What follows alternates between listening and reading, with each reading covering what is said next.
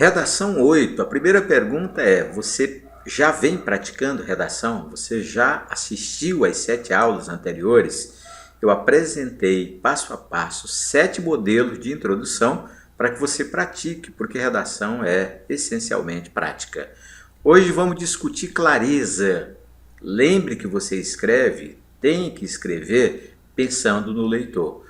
Ou seja, se o seu texto não é claro, naturalmente não vai ser valorizado. E a clareza deve estar presente na introdução, no desenvolvimento e também na conclusão do seu texto dissertativo. Vamos ler o diagnóstico de um médico. É uma rinite com cefaleias e uma rinorreia importante. A pergunta é: será que o paciente sabe o que é rinite? Sabe o que é uma cefaleia? Sabe o que é rinorreia? Então, vamos propor a você que você transforme essa linguagem numa linguagem simples e clara. Na letra A, é uma inflamação dos rins com secreção pelas vias urinárias. Será que rinite tem a ver com rins? Será que rinorreia tem a ver com secreção pelas vias urinárias?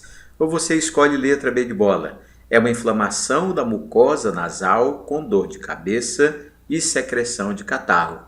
Se você entendeu que rinite tem a ver com inflamação da mucosa nasal, cefaleia tem a ver com dor de cabeça e que rinorreia tem a ver com secreção de catarro, você fica com a letra B de bola.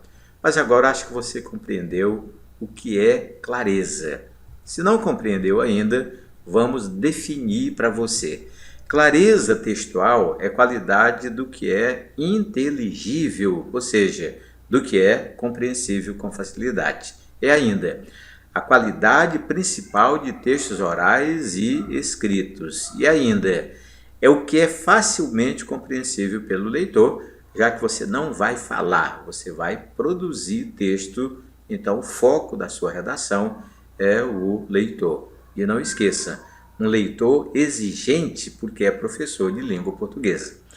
Vamos então às dicas de clareza. Primeiro, qual é o correto para um texto dissertativo? É a ordem direta ou é a ordem inversa? Acredite, na ordem direta você garante clareza. Vamos olhar 2 textos. O primeiro deles: convém informar aos eleitores que o voto é um instrumento de troca na política brasileira. Acho que facilmente compreensível esse período. Mas sabe o que ele tem? Ele tem a ordem direta. Compare com a ordem inversa. Na política brasileira, veja, aquilo que está lá no fim do período foi deslocado para o início. Nada contra, mas olha o resto.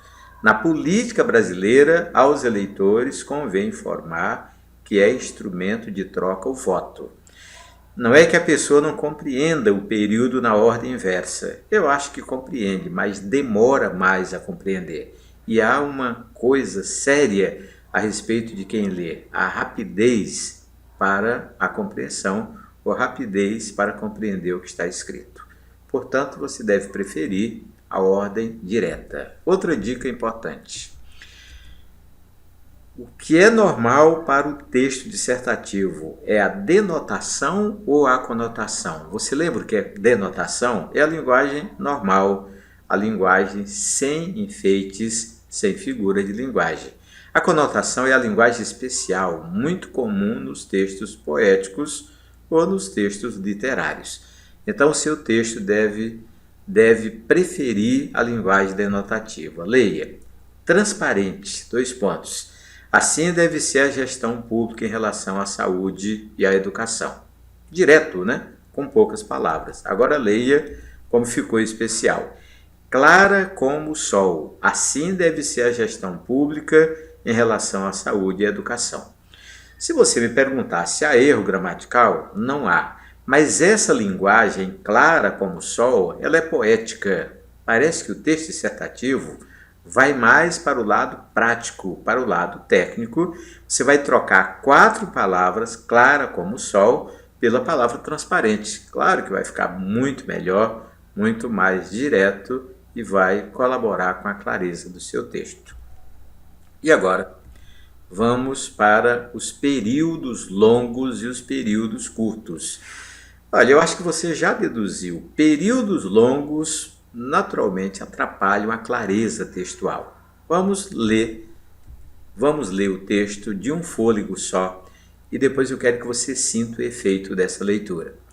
Celas superlotadas nas quais convivem diferentes pessoas, umas que infringiram a lei, cometendo pequenos delitos, outras que praticaram crimes hediondos, também pessoas que já cumpriram a pena, mas, por falta de celeridade da justiça, continuam presas injustamente.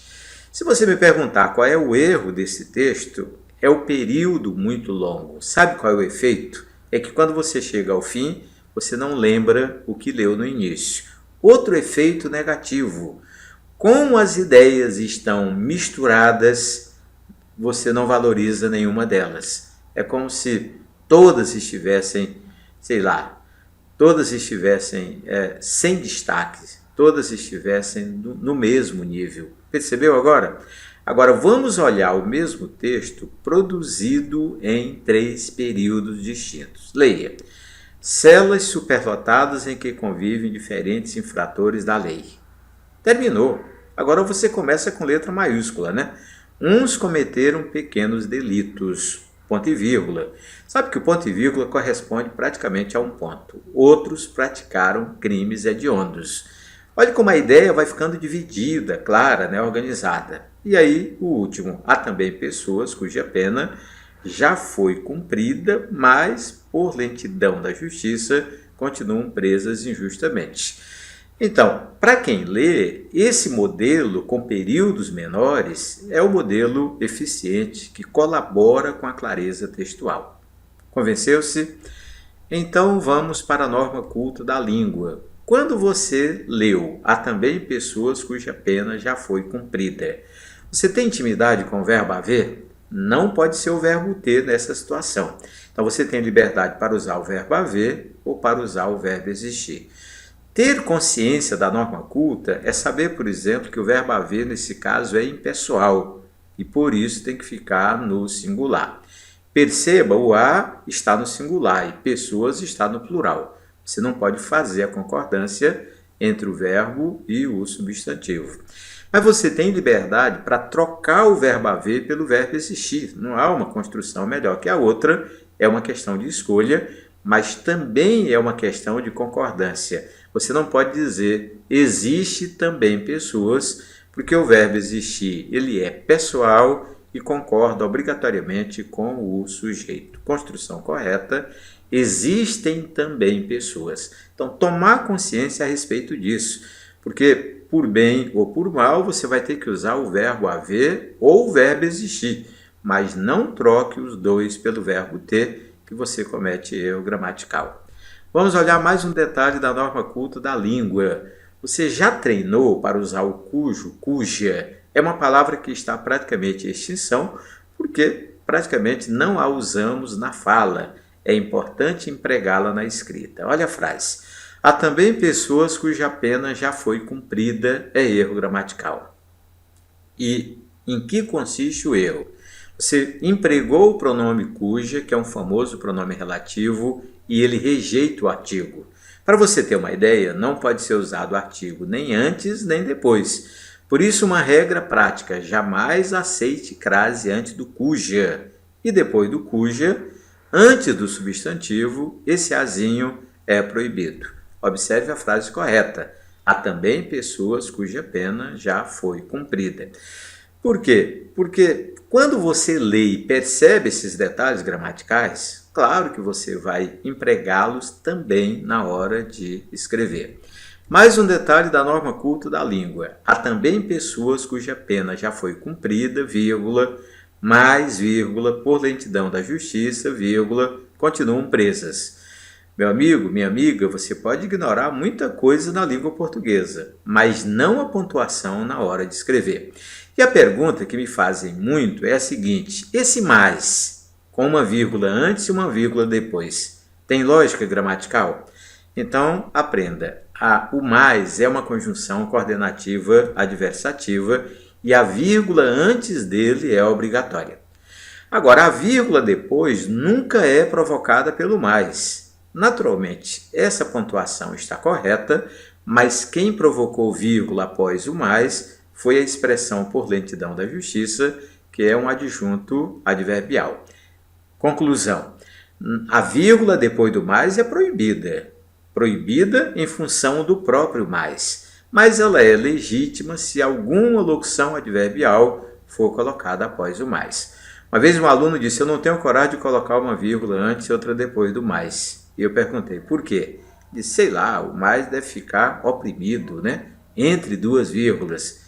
Achei interessante a ideia de oprimir o mais, porque ele tem uma vírgula antes e uma vírgula depois, mas não tem lógica gramatical. Bem, vamos a mais uma dica de clareza. O vocabulário técnico tem que ser usado de forma comedida. Olhe bem o texto. O ativo circulante do nosso país garante que o governo atravesse turbulência econômica de dimensão planetária sem prevaricar. E aí a tradução. O que o texto quer dizer com ativo circulante do nosso país? Essa turbulência econômica, será que está normal? E o que é prevaricar? Atravessar a turbulência econômica de dimensão planetária sem prevaricar. Olha, esse texto é muito técnico, muita gente não vai compreender o que está escrito. Um aluno uma vez me disse: vem cá, mas quem vai ler é professor de língua portuguesa. Meu amigo, o professor vai avaliar o seu texto. Ele é o leitor capaz de dar nota ou tirar nota de você. Mas ele quer que o seu texto tenha clareza. Não para ele, mas é um texto que tem que ter clareza para qualquer leitor. Portanto, vamos agora ao vocabulário não técnico. Os bens do nosso país garantem que o governo atravesse crises econômicas de dimensão planetária sem deixar de honrar compromissos internos e externos. Perfeito, né? Olha a troca das palavras técnicas por palavras bem mais simples e o texto gramaticalmente correto. Vamos insistir no vocabulário técnico. Leia. A conjunção carnal coercitiva, muitas vezes, acontece diuturnamente. Quando o problema emerge, parece algo novel. E agora? Coercitiva, diuturnamente, algo novel. O que essas palavras significam ao pé da letra? Assim você está restringindo muito o seu texto, naturalmente poucos leitores vão compreendê-lo. Agora olhe o vocabulário não técnico. O estupro, sentiu a troca? O estupro, muitas vezes, vem acontecendo há muito tempo. Quando o problema emerge, parece algo recente. Então, primar pelo palavreado simples, naturalmente com correção gramatical, e você compõe de verdade um bom texto. Pronto, eu acho que agora você compreendeu o que é clareza e só falta agora inscrever-se no meu canal para ter aulas de língua portuguesa gratuitamente, para ter um professor particular à sua disposição. Acesso totalmente gratuito pelo YouTube e comercializamos não um curso, um pacote com vários cursos completos de língua portuguesa por um valor bastante simbólico.